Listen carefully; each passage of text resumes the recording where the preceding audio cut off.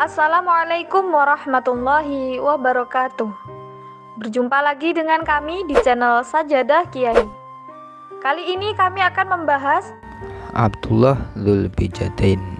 Jasadnya disambut dan didoakan Nabi. Saat cahaya Islam mulai menyapa kota Madinah, getaran hidayah masuk ke relung-relung hati setiap jiwa yang disapa hidayah. Tak terkecuali pemuda yang hidup di pinggiran kota Madinah. Mungkin namanya tidak masyhur di telinga kita, bahkan menyebut namanya saja cukup sulit. Tapi semoga goresan sirah singkat ini menjadi perkenalan awal kita dengan sahabat mulia ini. Memiliki nama asli Abdul Uzza, dia adalah seorang yatim yang miskin. Ayahnya meninggal tidak mewariskan apa-apa, sehingga sang ibu menyerahkannya kepada pamannya untuk diasuh dan dibesarkan, sehingga Abdullah Dzulbijadain dapat menikmati kehidupan yang layak. Saat Nabi hijrah dan tiba di kota Madinah, ada semacam kerinduan yang terpendam untuk bisa berjumpa dengan Rasulullah Muhammad SAW. Namun keinginan itu terhalang oleh pamannya beberapa tahun. Namun jiwa hidayah yang menggelayutinya membuat tak tahan lagi untuk segera bertemu dengan Nabi Muhammad SAW dan berharap dapat mencicipi nikmatnya berislam. Dengan rasa segan yang bercampur keberanian, dia pun datang kepada pamannya dan berkata,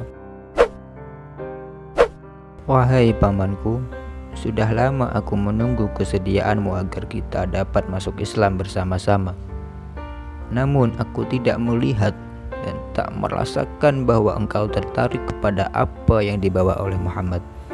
Maka izinkanlah aku untuk pergi dan masuk Islam." Jawaban yang tak pernah ia duga, pamannya mengatakan, "Demi Tuhan, kalau kamu mengikuti Muhammad, kembalikan semua yang pernah aku berikan kepadamu, termasuk 2 pakaian yang kamu kenakan itu."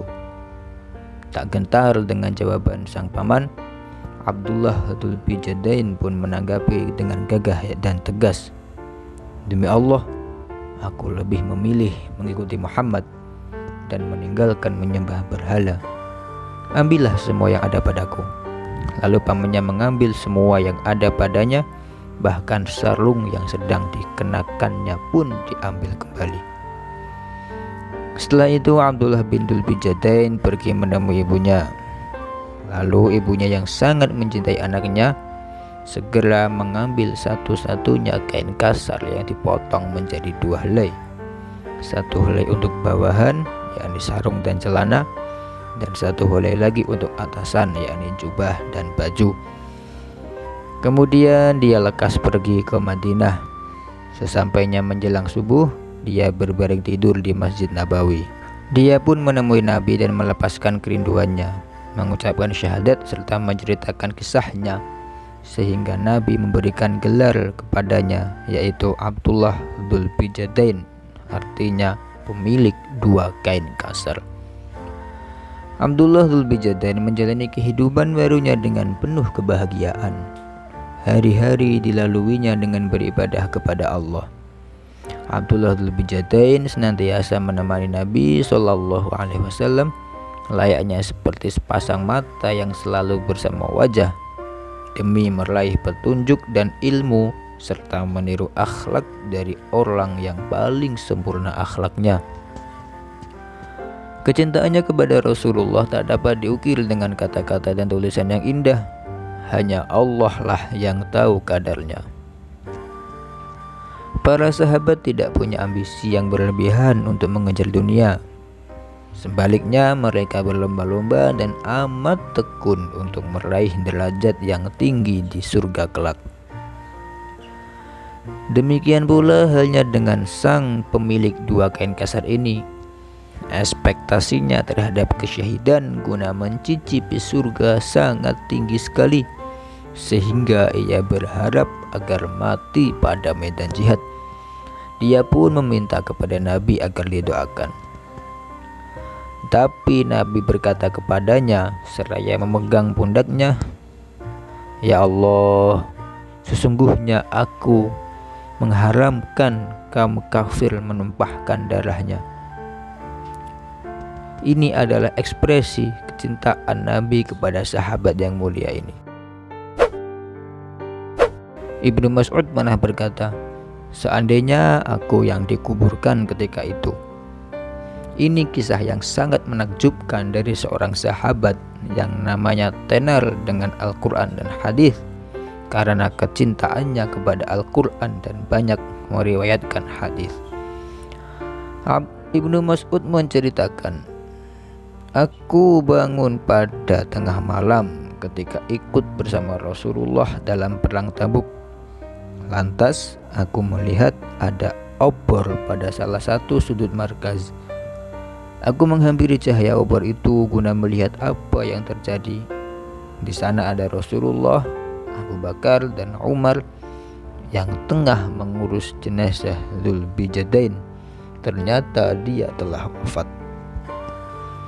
Liang lahat yang sudah selesai digali, Abu Bakar dan Umar berada di atas dan Nabi berada di dalam kuburan.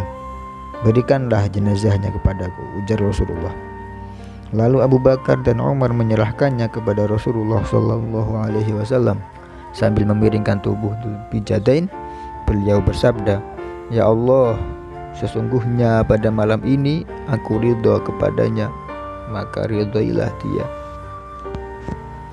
Ibnu Mas'ud yang melihat itu merasa takjub dan mengatakan, "Wahai, seandainya aku yang dikuburkan ketika itu." Ini adalah bentuk iri dari sahabat yang juga tak kalah mulianya. Demikianlah lembaran sejarah yang mengharukan dari sahabat yang mulia, meninggalkan kenikmatan dunia dan lebih memilih Islam sebagai jalan hidupnya. Selalu mencintai dan merindui Nabi, dia begitu paham dan yakin bahwa nilai dunia di sisi Allah tak sebanding dengan sayap nyamuk. Akhir kehidupannya yang manis, diturunkan jenazahnya oleh dua sahabat mulia, lalu disambut dan didoakan Nabi setelah mengantarkan namanya ke dalam daftar 100 sahabat yang paling mulia. Semoga kita dapat mengambil hikmah dan pelajaran dari kisah ini. Dapatkan sirahnya, raih berkahnya. Terima kasih telah menonton video kami. Jangan lupa like, comment, share, dan subscribe channel Sajadah Kiai, serta bunyikan loncengnya agar tidak ketinggalan video-video terbaru kami. Dengan mensubscribe berarti Anda mendukung channel kami, serta membuat kami lebih semangat dan konsisten dalam membuat video-video terbaru.